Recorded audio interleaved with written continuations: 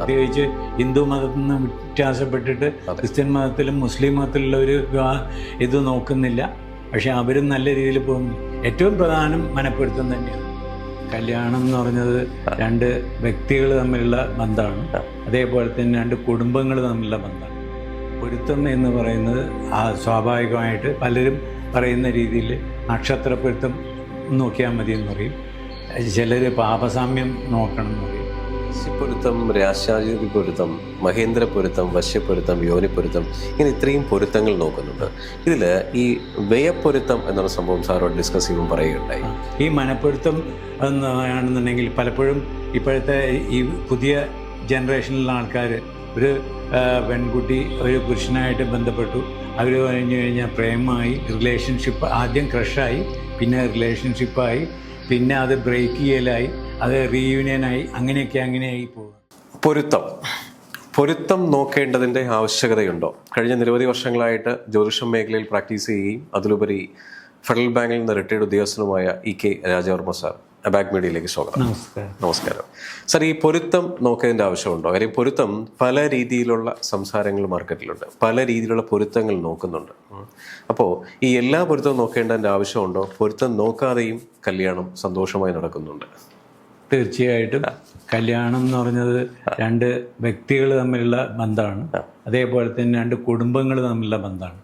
അപ്പോൾ അതിനകത്ത് ഒരാളുടെ ഗൃഹനില മറ്റേയാളുടെ ഗൃഹനിലയായിട്ട് മാച്ച് ചെയ്യുമ്പോൾ അതിനൊരു രണ്ടുപേരെയും കൂടി ഒരു യൂണിറ്റി ഉണ്ടാക്കുകയാണ്. ആ യൂണിറ്റി ഉണ്ടാക്കുന്നതിന് ഇപ്പോൾ പല പുറമേയുള്ള ഘടകങ്ങളും അതിനെ സ്വാധീനിക്കും. അതിൽ ഒന്ന് മാത്രമാണ് ഈ പൊരുത്തം എന്ന് പറയുന്നത് സ്വാഭാവികമായിട്ട് പലരും പറയുന്ന രീതിയിൽ നക്ഷത്രപ്പൊരുത്തം നോക്കിയാൽ മതി എന്ന് പറയും, ചിലർ പാപസാമ്യം നോക്കണം എന്ന് പറയും, ചിലർ ദശാസന്ധി നോക്കണം എന്ന് പറയും, ചിലർ സമദശാപ്പൊരുത്തം നോക്കണം എന്ന് പറയും, ചിലർ കുജദോഷം നോക്കണം എന്ന് പറയും. എന്തൊക്കെ പറഞ്ഞു കഴിഞ്ഞാലും ഇതിനൊക്കെയും ആത്യന്തികമായിട്ട് ഏറ്റവും നിൽക്കുന്നത് മനപ്പൊരുത്തം തന്നെയാണ്.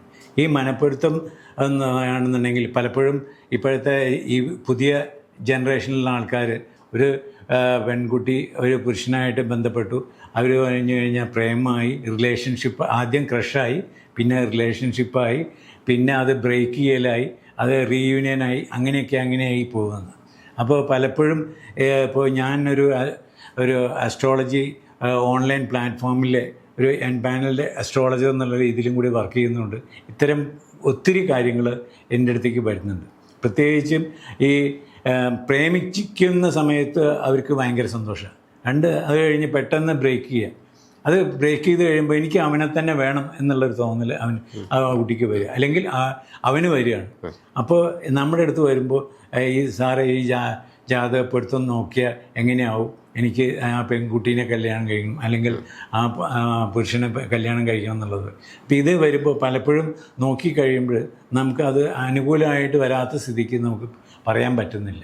തീർച്ചയായിട്ടും അനുകൂലമല്ല എന്നുണ്ടെങ്കിൽ അനുകൂലമല്ല എന്ന് തന്നെ ഞാൻ പറയാറുള്ളൂ.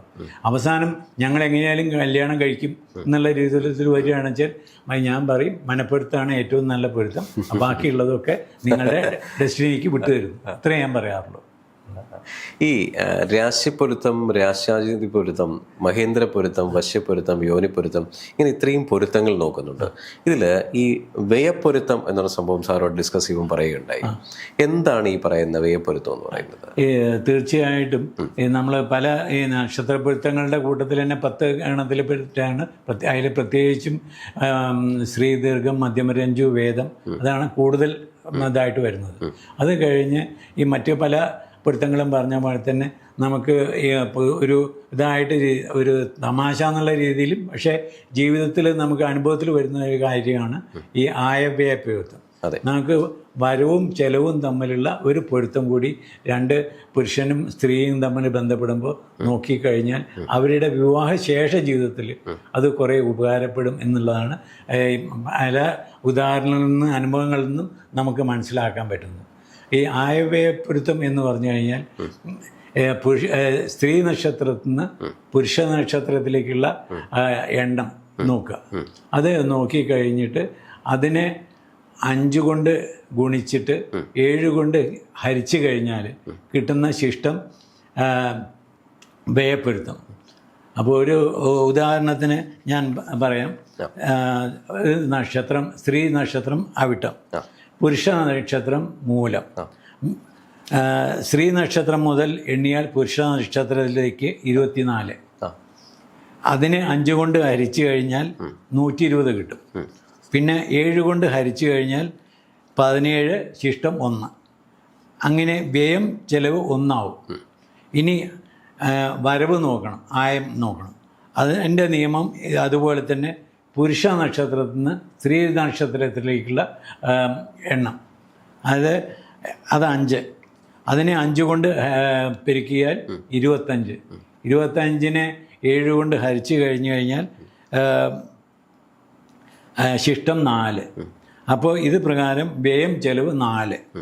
അപ്പോൾ ആയം വരവ് 4, വരവ് കൂടുതലും ചെലവ് കൂടുതലും. അതായത് പുരുഷ ജാതക നക്ഷത്രത്തിൽ നിന്ന് സ്ത്രീ ജാതകത്തിലേക്കുള്ള ദൂരം കിട്ടിക്കഴിഞ്ഞാൽ ആ ശിഷ്ടം വ്യയം ഇതിനേക്കാട്ടിലും കൂടുതലായതുകൊണ്ട് ഇത് വ്യയപ്പൊരുത്തം ഉത്തമം. ഓക്കെ. അത് ഇനി തിരിച്ച് വേറൊരു ഉദാഹരണം നോക്കാം. അത് സ്ത്രീ നക്ഷത്രം കാർത്തിക, പുരുഷ നക്ഷത്രം തിരുവോണം. കാർത്തികം മുതൽ തിരുവോണം വരെ 20. അതിന് 5 കൊണ്ട് പെരുക്കിയാൽ 100. 100നെ 7 കൊണ്ട് ഹരിച്ചു കഴിഞ്ഞാൽ ശിഷ്ടം 6. അപ്പോൾ വ്യയം 6. ഇനി പുരുഷ നക്ഷത്രമായ തിരുവോണം മുതൽ കാർത്തിക വരെ 9. അതിനെ 5 കൊണ്ട് പെരുക്കിയാൽ 45. 45നെ 7 കൊണ്ട് ഹരിച്ചു കഴിഞ്ഞാൽ ശിഷ്ടം 6, ശിഷ്ടം 3. ഇവിടെ വ്യയം 3, ആയം 3നേക്കാൾ കൂടുതലായതുകൊണ്ട് വ്യയപ്പൊരുത്തം ഇല്ല. ഓക്കെ. ഓക്കെ. ഇതാണ് ഒരു ആയവ്യയപ്പൊരുത്തത്തിൻ്റെ ഒരു പൊരുൾ. ഇത് സാധാരണഗതിയിൽ 2 നക്ഷത്രം ഒന്നാകുമ്പോൾ ഇത് രണ്ടും ബാധകമല്ല. പക്ഷേ 2 നക്ഷത്രങ്ങൾ ഒരേ സ്ത്രീയും പുരുഷനാവുന്ന ജാതകങ്ങൾ ഒരിക്കലും ചേർക്കാറുമില്ല. അതാണ് പൊതുവെ കാണുന്നത്. ഇതിപ്പോൾ നമ്മളൊരു ജസ്റ്റ് ഒരു ഇതായിട്ട് പറയുന്നതെന്ന് മാത്രമല്ലാതെ ഇതിപ്പോൾ വിവാഹം കഴിച്ചവരെ സംബന്ധിച്ച് ഇത് പറഞ്ഞു കഴിഞ്ഞിട്ടുണ്ടെങ്കിൽ ഭാര്യയും ഭർത്താവും തമ്മിലുള്ള ഒരു കലഹത്തിനായിരിക്കും ഇടവരുന്നത്. അതുകൊണ്ട് അത് ആ രീതിയിൽ അതിനെ വളരെ ലൈറ്റായിട്ട് എടുക്കുകയായിരിക്കും നല്ലതെന്നാണ് എനിക്ക് തോന്നുന്നത്. ഈ സാധാരണ രീതിയിൽ ഇത്രയും പൊരുത്തങ്ങൾ നോക്കി കല്യാണം കഴിച്ചിട്ടും പൊരുത്തങ്ങൾ നോക്കാതെ കല്യാണം കഴിച്ചിട്ടും വളരെ ഹാപ്പി ആയിട്ട് പോകുന്ന ഒരുപാട് ഫാമിലിയുണ്ട്. കേരളം വിട്ട് പുറത്തേക്ക് പോകുന്ന സമയത്ത് ഈ പറയുന്ന ഇത്രയും പൊരുത്തങ്ങൾ നോക്കുന്നില്ല. പല ജാതകങ്ങളും തമ്മിൽ ചേർച്ചയുണ്ട്. കേരളത്തിനകത്താണ് ഏറ്റവും കൂടുതൽ പൊരുത്തം നോക്കുകയും റിജക്ഷൻസ് കൂടുതൽ വരികയും ചെയ്യുന്നത്. എസ്പെഷ്യലി വെളിനാട്ട് നിൽക്കുന്ന പാപസാമ്യം. സാറിന് എന്താ പറയാനുള്ളത്?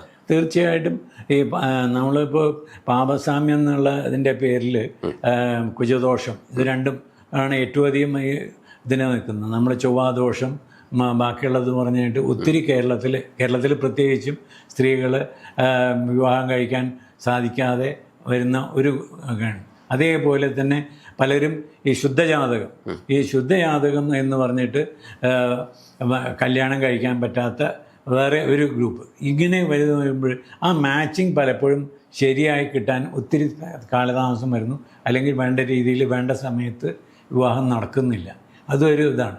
പക്ഷേ നമ്മൾ ഒരു 2 കുടുംബങ്ങളും 2 വ്യക്തികളും തമ്മിലുള്ള ഒരു ഇതാകുമ്പോൾ നമുക്ക് എന്തിനെങ്കിലും ഒരു തണൽ കിട്ടണമെന്നുണ്ടെങ്കിൽ ജ്യോതിഷത്തിൻ്റെ ഈ മറവിനെ അവർ അതിന്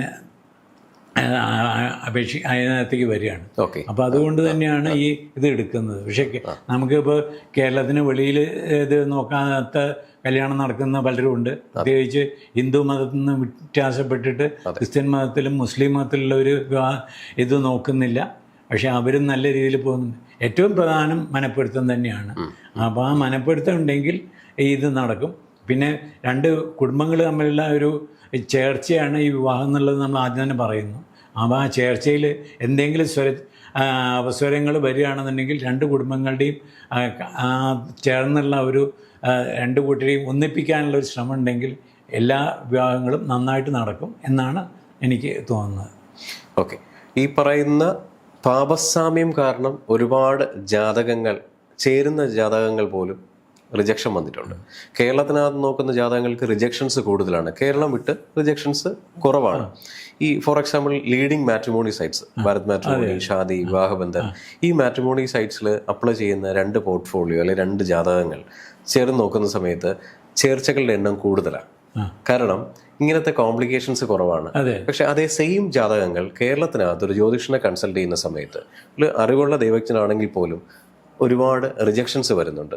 ഇത് നമുക്ക് എങ്ങനെ സാധാരണപ്പെട്ട രീതിയിൽ ആൾക്കാർക്ക് ഉപയോഗപ്രദമാക്കി മാറ്റാൻ പറ്റും? അല്ല, നമുക്ക് തീർച്ചയായിട്ടും ഈ 2 ജാതകങ്ങളിൽ തമ്മിൽ നോക്കുമ്പോൾ നമുക്ക് മറ്റേ പാപസാമ്യത്തിനകത്ത് നമ്മൾ വ്യക്തമായിട്ടും നമ്മൾ ലഗ്നാല് ചന്ദ്രാല് ശുക്രാല് 1, 2, 4, 7, 8, 12 ആ ഇതിനെ മാത്രമാണ് നോക്കുന്നത്.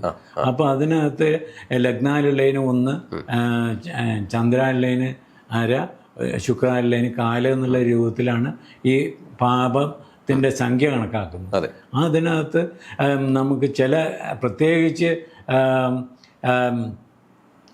7, 8 അതിനെക്കുറിച്ചാണ് ഏറ്റവും കൂടുതൽ നമ്മൾ ചിന്തിക്കേണ്ടതെന്നാണ് ഞാൻ പറയുന്നത്. 1, 2 ഒക്കെ ശരി തന്നെയാണെന്നുണ്ടെങ്കിലും അവസാനം അൾട്ടിമേറ്റ് ആയിട്ട് 7, 8 വിവാഹവും മരണവും അതിനെയാണ് നമ്മൾ കൂടുതൽ ശ്രദ്ധിച്ചു കഴിഞ്ഞിട്ടുണ്ടെങ്കിൽ നമുക്ക് പല ഇത്തരം ജാതകങ്ങൾ തമ്മിൽ യോജിപ്പിക്കാൻ ഉള്ള അവസരം കൂടി കിട്ടുമെന്നാണ് ഞാൻ എൻ്റെ പ്രായോഗിക അനുഭവത്തിൽ നിന്ന് മനസ്സിലാകുന്നത്.